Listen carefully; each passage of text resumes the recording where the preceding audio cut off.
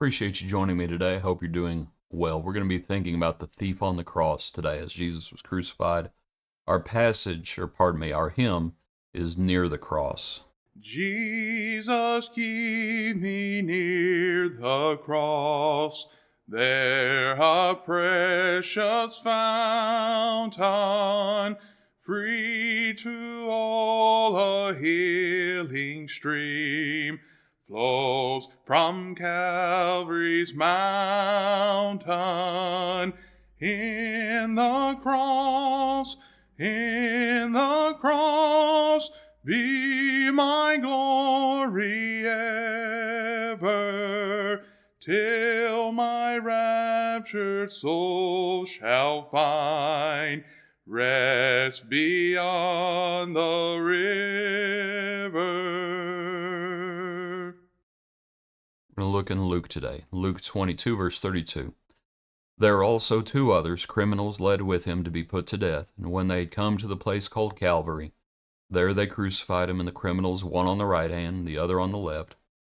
Then Jesus said to them, Father, forgive them, for they do not know what they do. And they divided his garments and cast lots. The people stood looking on, but even the rulers with him sneered, saying, He saved others. Let him save himself, if he is the Christ, the chosen of God. The soldiers also mocked him. Let's pause for a second. Would they have believed he is the Christ if he would have saved others? How many of them believed after the resurrection? Verse 36, the soldiers also mocked him, coming and offering him sour wine. If you are the king of the Jews, save yourself. One of the criminals who were hanged blasphemed him, saying, If you are the Christ, save yourself and us.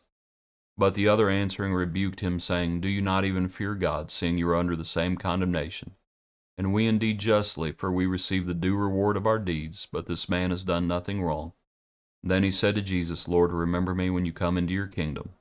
And Jesus said to him, Assuredly I say to you, today you will be with me in paradise. From the parallel accounts, it says that both criminals were mocking him at one point. But this one fella, as death set in, he changed, didn't he? Changed his thoughts and says what he says. A lot of folks will talk about, I want to be saved like the thief on the cross. This man died that day. Are you sure you want to be saved like him? And a lot of folks try to make him out to be just somewhat ignorant, and just all of a sudden coming to the faith in the last moment. Well, when you actually think about the account and you think about this fella, there's a few different things that we might notice. One is, look at what he says. And for one thing, he's trying to convince, as he's dying, he's trying to convince this other man who's dying. He's trying to convince him to recognize Jesus.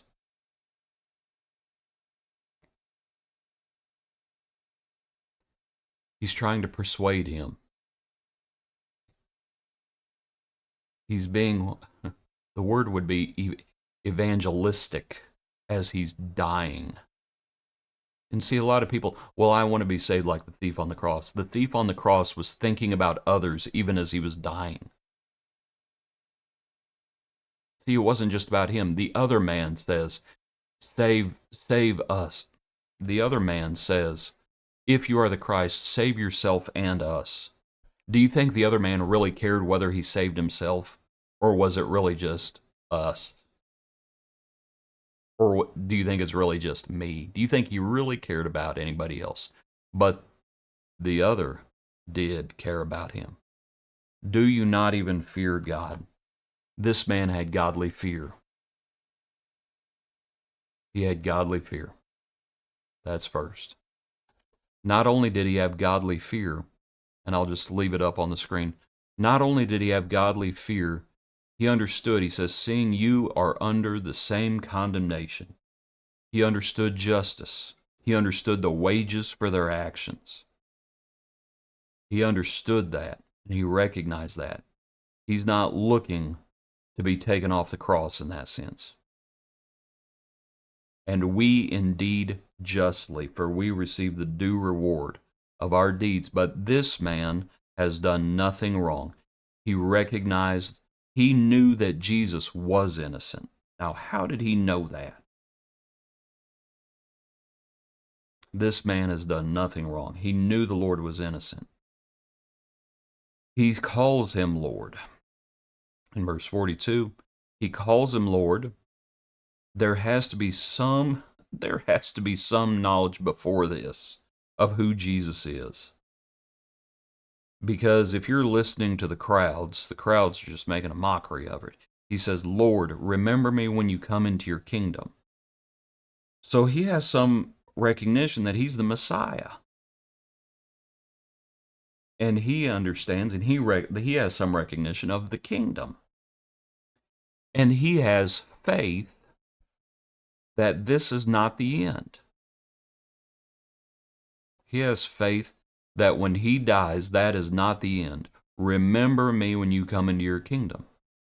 Whether we're talking about Abraham's bosom or whether we're talking about the resurrection. Remember me when you come into your kingdom. And when the Lord says, assuredly I say to you, today you will be with me in paradise. We are as far away from paradise right now as you can get. But the Lord says, today you will be with me in paradise. And the man died with hope.